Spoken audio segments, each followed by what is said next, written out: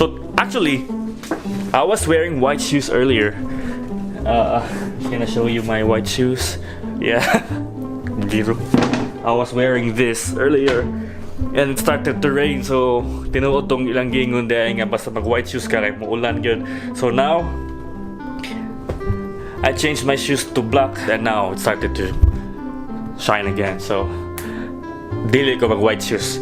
Alright. Hey guys, this is CJ Shrada and welcome back to my channel. So after almost 2 months at Grand Rapids, after 2 months in Grand Rapids, Michigan. Wait, let me fix my hair. Alright. So now I'm here in Atlanta, Georgia. And I'm gonna be staying here for a week to work. And it's still Saturday.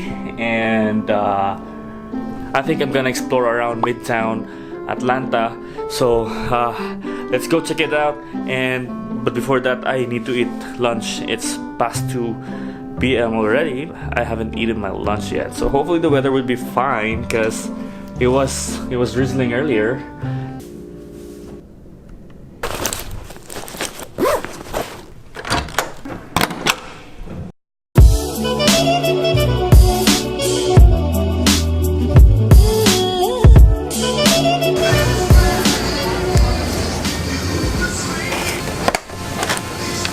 I got chicken salad for my lunch, late lunch. Yeah, salad, healthy ang peg.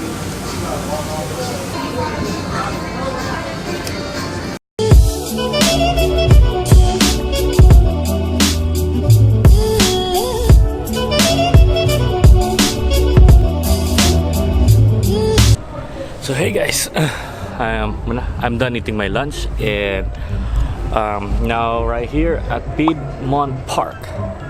Did I even say that correctly? So it's really hot here at Atlanta. It's 92 degrees Fahrenheit. So my plan is just to roam around the park and see what it offers. So far it's free and there's a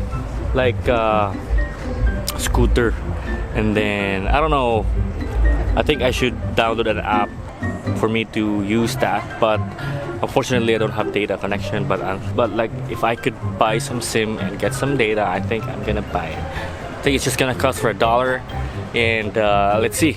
Let's try to explore Piedmont Park by a Filipino, and I'm alone, all alone. But I think there's an event right over there, because I think you can hear all the noise over there. So there's some lake around, so it's a nice day to hike around here at Midtown Atlanta. But it's hot. It's really hot. But yeah, let's go explore and take some photos using my camera.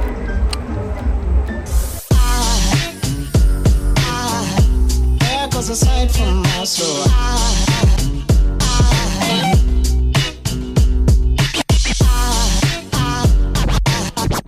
there goes a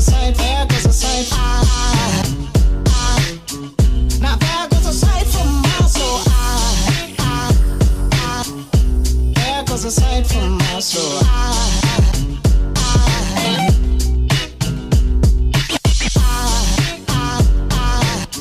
My God, tinuod ko ang Atlanta.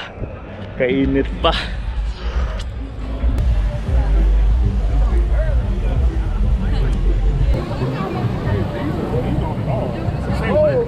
Hey guys. Nagyobon ako na. So hot here at Atlanta, and there's a lot of people because I think there's an event.